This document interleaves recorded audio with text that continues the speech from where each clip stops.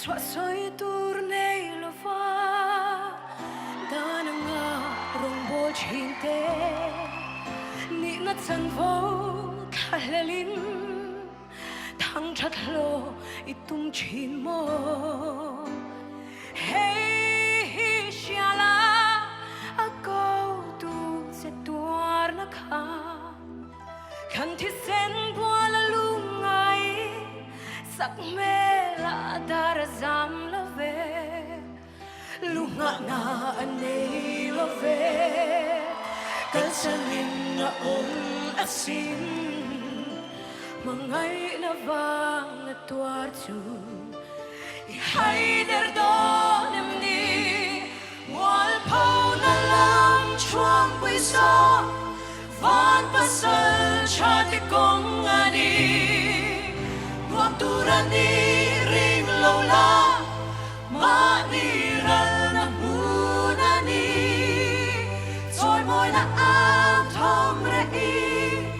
lom tu me la bo to a an te dom mi sing fa pa kong zo an ni e sing nun vui liamin dai ve ro le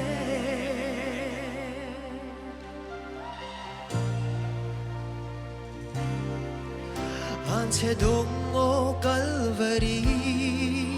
thi na cross sa moal pova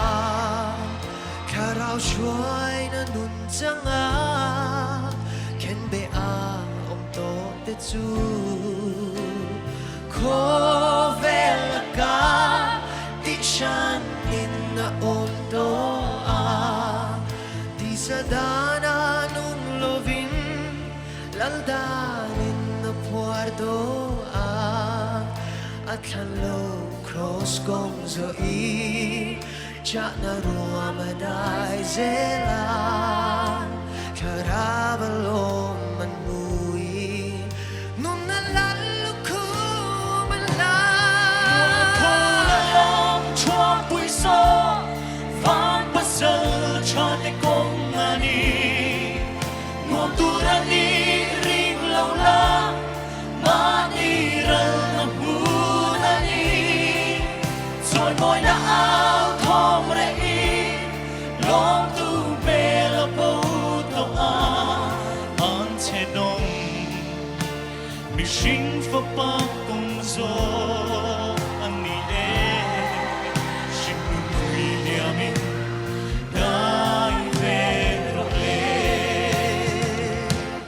cha na ruang su dai la la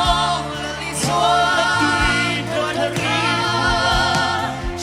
chen da ka se tu se ri tell the yam sin man pi pan se la so na re mai say lo la rong la tu la atam sia hi se na rong bo tu ra chan dam kan ni e Christian chalai de zam lovino an te dom mi sing fa pa kong zo an ni e sing nun vui liamin da